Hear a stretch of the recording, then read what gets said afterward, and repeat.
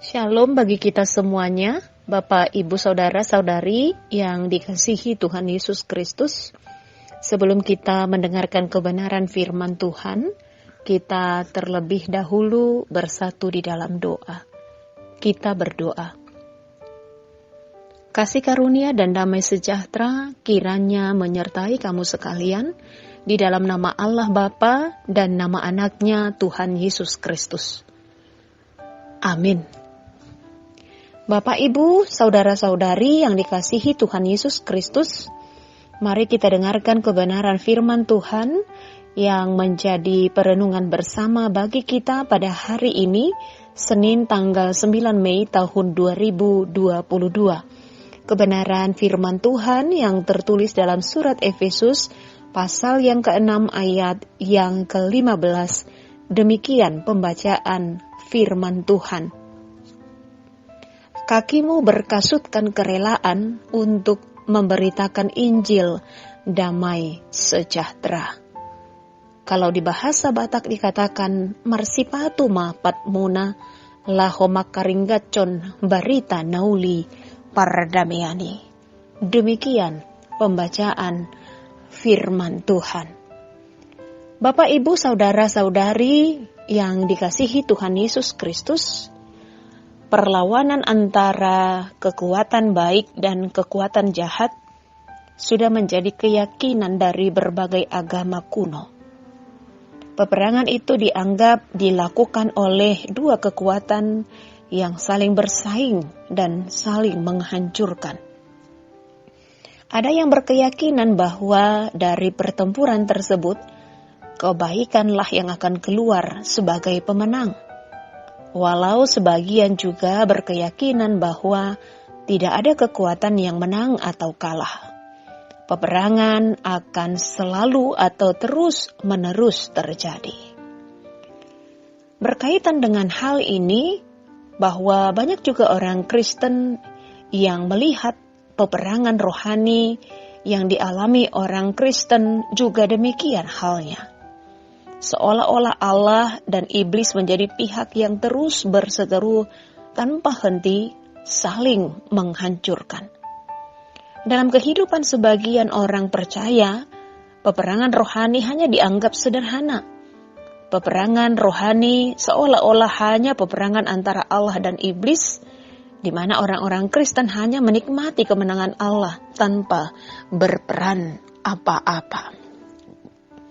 Bapak, Ibu, Saudara-saudari yang dikasihi Tuhan Yesus Kristus, namun melalui nasihat Paulus, melalui surat Efesus ini sendiri, secara khusus dalam pasal 6 ayat 10 sampai ayat yang ke-20, orang-orang Kristen justru diingatkan agar benar-benar sadar sepenuhnya bahwa peperangan rohani sesungguhnya telah menjadi bagian dari panggilan dan konsekuensi karya Kristus yang sudah diterima setiap orang percaya tanpa terkecuali.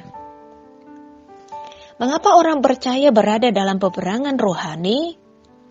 Pertanyaan ini harus dijawab dari tujuan Paulus menuliskan surat Efesus yang dinyatakan dalam pasal 4 ayat yang pertama.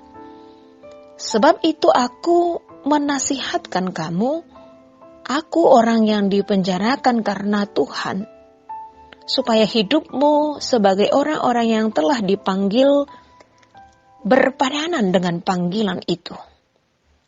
Oleh karena itu secara spesifik dalam Efesus pasal 6 ini, ayat yang ke-10 sampai ayat yang ke-20, Paulus menyatakan bahwa hidup berpadanan dengan panggilan itu salah satunya dinyatakan dalam peperangan rohani yang dijalani oleh orang-orang percaya. Dan berkaitan dengan hal itu, maka orang-orang percaya haruslah mengenakan perlengkapan senjata perangnya untuk melawan siasat licik si iblis yang selalu menggoda dan mencobai setiap saat. Rasul Paulus menyebutkan di antaranya berikat pinggangkan kebenaran, berbaju zirahkan keadilan, dan secara khusus yang disebutkan dalam nats renungan kita saat ini, yaitu berkasutkan kerelaan untuk memberitakan Injil. Bapak, Ibu, saudara-saudari yang dikasihi Tuhan Yesus Kristus, perlengkapan senjata Allah di sini adalah perlengkapan senjata untuk berjuang dan menang melawan iblis, yang diambil dari ilustrasi perlengkapan senjata tentara Romawi. Bagi prajurit Romawi sendiri, kasut yang mereka kenakan itu bukan sekedar alas kaki biasa, tetapi ada bahan kuningan dan tembaga yang cukup mendominasi, khususnya dari bagian lutut hingga bawah kaki. Sekilas terlihat seperti sepatu bot dari bahan metal yang melingkar. Barulah pada bagian samping bawahnya ada bahan kulit yang membentuk yang kuat, dan di bagian alas luar paling bawah terdapat paku-paku besi yang tajam. Meski sekilas terlihat sederhana, namun sepatu ini benar-benar sepatu yang kokoh, yang didesain khusus untuk keperluan bertempur dan untuk menempuh perjalanan jarak jauh. Dan inilah yang menjadi pesan firman Tuhan bagi kita, bahwa sebagaimana para prajurit wajib mengenakan sepatunya terlebih dahulu sebelum melaksanakan tugasnya, demikian pula halnya dengan kita, wajib mengenakan sepatu atau kasut kita. Istilah mengenakan kasut berarti kerelaan untuk memberitakan Injil damai sejahtera. Dan dengan demikian maka memberitakan Injil bukanlah merupakan suatu pilihan lagi,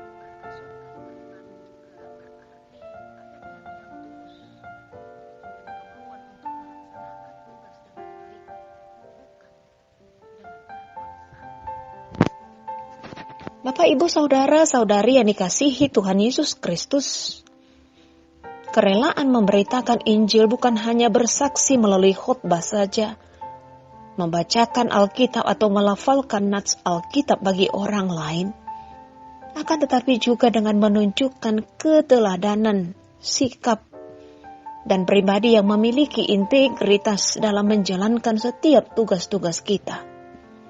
Maka kita pun telah menjadi kesaksian yang membawa pengaruh di sekitar kita. Tentunya pengaruh yang baik, pengaruh yang membangun, yang memberikan teladan. Karena bagaimanapun Tuhan yang telah memanggil kita agar kita memberitakan Injil dimanapun kita berada. Karena kita adalah surat-surat Kristus yang terbuka, yang dapat dibaca oleh orang lain, orang di sekitar kita. Hidup kita harus menjadi kesaksian, baik melalui pekerjaan kita, karya, keteladanan, kata, pikiran, perbuatan, dan perilaku yang seharusnya seturut dengan kehendak Tuhan. Karena itu, sebagaimana kebenaran firman Tuhan yang mengingatkan kita pada hari ini, biarlah kaki kita senantiasa berkasutkan kerelaan untuk memberitakan Injil damai sejahtera. Agar melalui hidup kita nama Tuhan benar-benar semakin dipermuliakan. Karena hidup kita menjadi kesaksian bagi orang-orang di sekitar kita. Dan Tuhan yang menolong kita, yang menguatkan kita, menjadi alatnya, mendatangkan kemuliaan bagi nama Tuhan melalui seluruh aspek kehidupan kita. Kita memohon kekuatan Tuhan sehingga kita dimampukan untuk memberitakan Injil damai sejahtera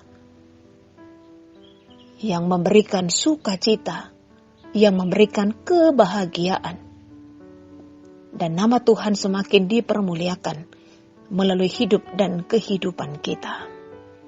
Tuhan menolong dan memampukan kita. Amin. Kita berdoa. Kami bersyukur ya Tuhan atas panggilan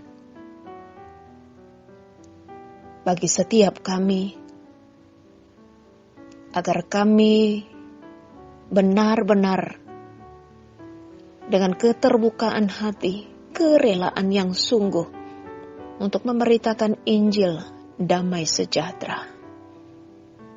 Dimanapun kami berada, kemanapun kami pergi, melalui hidup kami, perilaku kami, tindakan kami, pekerjaan kami, karya kami, hidup kami benar-benar menjadi kesaksian, memberitakan tentang Tuhan, memberitakan tentang kebaikan Tuhan, memberitakan tentang anugerah Tuhan. Mampukan kami Tuhan, tolonglah kami, agar kami benar-benar menjalankan tugas panggilan kami dengan sungguh-sungguh, agar hidup kami benar-benar seturut dengan kehendak-Mu. Untuk menjalani aktivitas kami pada satu hari ini, kami mau serahkan hanya ke dalam tangan pengasihan-Mu. Biarlah Engkau yang mendahului kami dalam setiap perkataan dan perbuatan kami, sehingga apapun yang kami katakan dan lakukan, semuanya itu hanya seturut dengan kehendak Tuhan. Ampuni kami atas segala dosa dan pelanggaran kami. Dalam kasih Kristus Yesus kami sudah berdoa dan mengucap syukur. Amin.